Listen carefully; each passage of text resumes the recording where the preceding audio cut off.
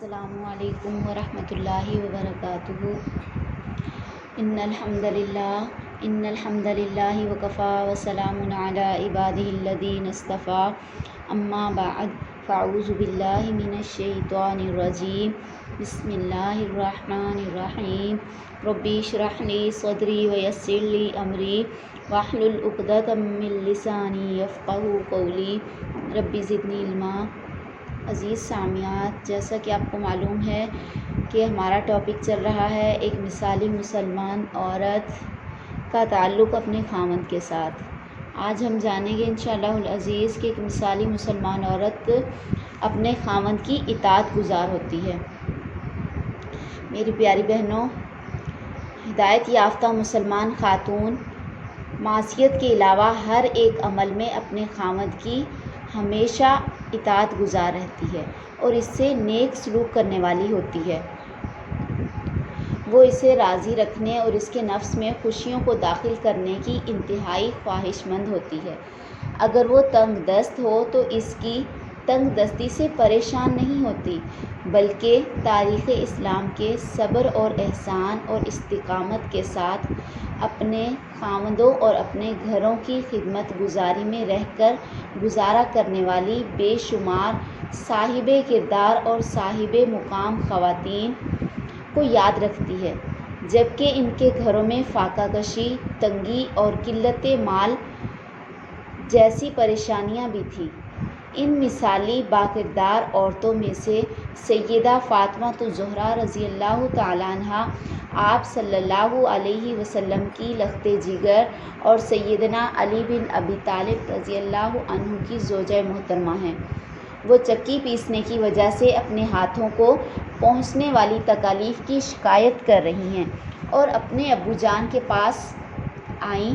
نبی کریم صلی اللہ علیہ وسلم کی خدمت میں ایک خادم مانگنے کے لیے حاضر ہوئیں۔ آپ صلی اللہ علیہ وسلم گھر میں موجود نہیں تھے، اس لیے انہوں نے حضرت عائشہ رضی اللہ تعالیٰ عنہ سے اس بات کا ذکر کیا۔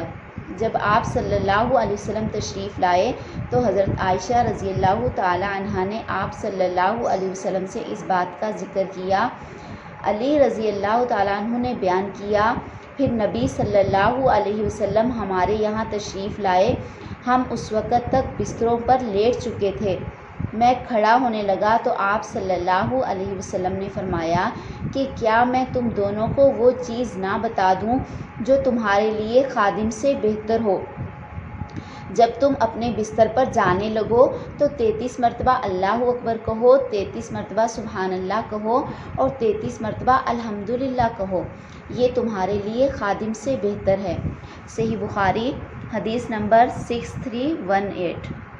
اور پیاری بہنوں، دیکھیں سیدنا اسماء بنت ابی بکر صدیق رضی اللہ تعالیٰ عنہ جو اپنے شوہر زبیر رضی اللہ تعالیٰ عنہ کی اور اپنے گھر کی خدمت اور دیکھ بھال میں مصروف ہیں۔ ان کے خاوند کا ایک گھوڑا ہے، اس کی دیکھ بھال کرتی ہیں، اس کے لیے باہر سے گھاس لا کر ڈالتی ہیں، پانی والے ڈول کو قابل استعمال بناتی ہیں، آٹا گوندتی ہیں، دور کے ایک مقام سے اپنے سر پر گٹھلیاں اٹھا کر لاتی ہیں۔ آئیے دیکھیں وہ ہمارے سامنے یہ ساری باتیں خود کس طرح بیان کرتی ہیں۔ ان سے روایت ہے، حضرت اسماء رضی اللہ تعالیٰ عنہ خود بیان کرتی ہیں کہ مجھ سے سیدنا زبیر بن عوام رضی اللہ عنہما نے شادی کر لی۔ ان کی زمین میں نہ کوئی مال تھا اور نہ ہی کوئی غلام اور نہ ہی گھوڑے کے سوا کوئی اور چیز تھی۔ میں ہی ان کا گھوڑا چراتی، پانی پلاتی اور آٹا گوندتی۔ میں اچھی طرح روٹی نہیں پکا سکتی تھی، انصار کی کچھ لڑکیاں میری روٹی پکا جاتی تھیں۔ یہ بڑی سچی اور وفادار عورتیں تھیں۔ زبیر رضی اللہ تعالیٰ عنہ کی وہ زمین جو آپ صلی اللہ علیہ وسلم نے انہیں دی تھی، اس سے میں کھجور کی گٹھلیاں اپنے سر پر لایا کرتی تھی۔ ایک روز میں آ رہی تھی اور گٹھلیاں میرے سر پر تھیں کہ راستے میں آپ صلی اللہ علیہ وسلم سے ملاقات ہو گئی۔ آپ کے ساتھ قبیلہ انصار کے کئی آدمی تھے۔ نبی کریم صلی اللہ علیہ وسلم نے مجھے بلایا، پھر اپنے اونٹ کو بٹھانے کے لیے کہا، اخ۔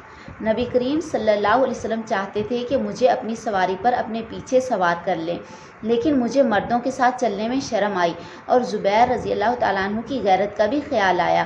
زبیر بڑے ہی باغیرت تھے۔ نبی کریم صلی اللہ علیہ وسلم بھی سمجھ گئے کہ میں شرم محسوس کر رہی ہوں، اس لیے آپ آگے بڑھ گئے۔